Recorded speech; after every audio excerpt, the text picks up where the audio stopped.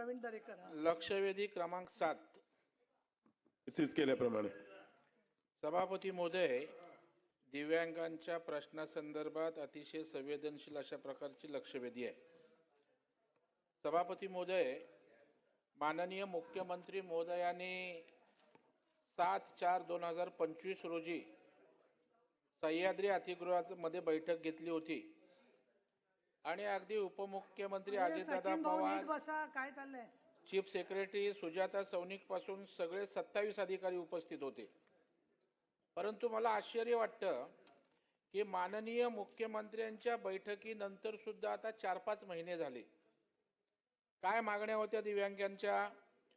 6,000 मानधन देण्यात यावे व मानधन लाभार्थ्यांच्या बँक खात्यात 5 तारखेच्या आत जमावे. दिव्यांग विभाग कार्यवाही करणार होती. काय कार्यवाही झाली? स्वतंत्र घरकुल योजनेसंदर्भात मागणी होती. अंत्योदय योजना दिव्यांगांना लागू करावी. अन्न पुरवठा नागरी विभागाची जबाबदारी होती. दिव्यांगांची कर्जमाफी संदर्भात, दिव्यांग भवन संदर्भात, सगळ्यात महत्त्वाचं म्हणजे स्वयंरोजगारासाठी स्टॉल देण्यासंदर्भात पण धोरण करावं, हे नगर विकास आणि ग्रामविकासकडे मागणी होती. दिव्यांगांच्या जशा बचत गटांच्या विशेष योजना आहेत, तशा दिव्यांगांच्या सहकारी संस्था करून त्यांच्यासाठी काही योजना कराव्यात, असं महिला व बालकल्याण विभागाला त्या ठिकाणी सांगितलं होतं. जवळपास सभापती महोदय, त्यांच्या दिव्यांगांच्या व्यक्तींना रोजगार देण्यासाठी कौशल्य विकासच्या माध्यमातून सुद्धा त्या ठिकाणी भूमिका घ्यावी, धोरण आखावं, ही मागणी होती. क्रीडा क्षेत्राची आहे, जवळपास 18 मागण्या या ठिकाणी होत्या. बार्टीच्या धर्तीवर दिव्यांगांसाठी संत गाडगे बाबा दिव्यांग प्रशिक्षण संस्था करावी, ही मागणी होती.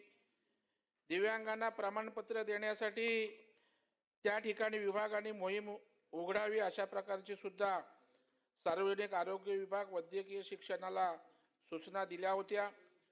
मला वाटतं सभापती महोदय, सर्व कागदपत्र एका छताखाली देणं, दिव्यांगांच्या वेगवेगळ्या ठिकाणच्या तालुका स्तरावरच्या कमिट्यांवर नेमणूक करणं, मला वाटतं सभापती महोदय 20 मागण्या राज्याचे मुख्यमंत्री देवेंद्र फडणवीस साहेबांच्या बैठकीत विभागांना आदेश देऊन त्या ठिकाणी मला वाटतं 2-4 मागण्या सुद्धा पुढे गेल्याचं दिसत नाही. आणि जर मुख्यमंत्र्यांची इच्छा आहे, दिव्यांगांप्रती त्यांनी त्या ठिकाणी अनेक सवलती दिल्यात, घोषणा केल्यात, आणि त्या विभागाने जर अंमलबजावणी केली नाही सभापती महोदय, तर त्या ठिकाणी झालेल्या बैठकीचा, केलेल्या घोषणेचा त्या ठिकाणी दुष्परिणाम होतो, सरकारचं नाव त्या ठिकाणी खराब होतं. माझी मागणी आहे, या मुख्यमंत्र्यांच्या बैठकीमध्ये ज्या ज्या विभागांना निर्देश दिले होते त्या विभागाच्या सचिवांना निलंबित करणार का? कारण मंत्री निर्णय घेता, तुम्ही मुख्यमंत्री निर्णय घेतात आणि खाली शिव्या खायला लागतात तुम्हाला, मंत्र्यांना, सरकारला. या सगळ्या जे मुख्यमंत्र्यांच्या बैठकीत जेवढे सचिव होते, ज्यांना टाइम बाउंड त्या ठिकाणी दिव्यांगांचा, अरे दिव्यांगांच्या प्रश्नासाठी तरी संवेदनशीलता बाळगा. हे मी प्रशासनाला सांगतोय.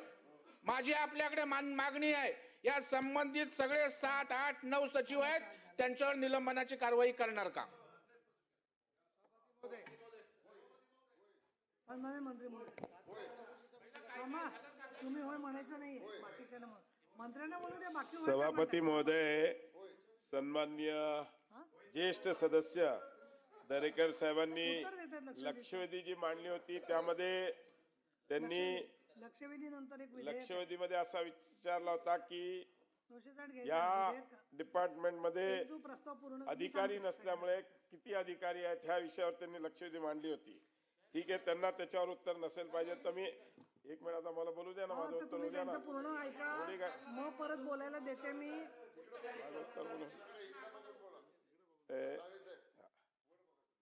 सभापती मध्ये बहुतांश मागण्या ज्या सगळ्या आता मान्य दरेकर साहेबांनी त्याच्यावर 7 एप्रिलला माननीय मुख्यमंत्र्यांनी त्यामध्ये बैठक घेतली होती. त्या विविध विभागातील सगळ्या यांना माननीय मुख्यमंत्र्यांनी त्यावेळेस हे दिली होती.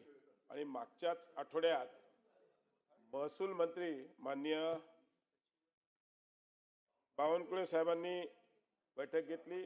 त्या बैठकीमध्ये पण सर्व ज्या ज्या विभागाच्या होत्या त्यांना सूचना दिलेल्या आहेत आणि 18 तारखेच्या आत ज्या काही कारवाया त्यांनी केल्या त्याचे सगळा अहवाल 3ऱ्या आठवड्यात त्यांनी सर्व जे सेक्रेटरीज जे सगळे अधिकारी त्याला उपस्थित होते त्यांनी सांगितलेलं आहे आणि त्या विभागाचा हा विषय आणि दुसरा मानधनाचा विषय जो केला आहे तो ऑलरेडी फायनान्स आणि मुख्यमंत्री साहेबांकडे गेलेला आहे.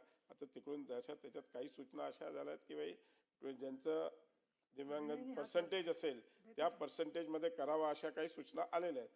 त्याच्यामुळे नक्कीच त्याच्यामध्ये पूर्णपणे लक्ष आणि जर अधिकारी कोणी करत नसेल तर नक्कीच त्यांच्यावर आम्ही कारवाई करू.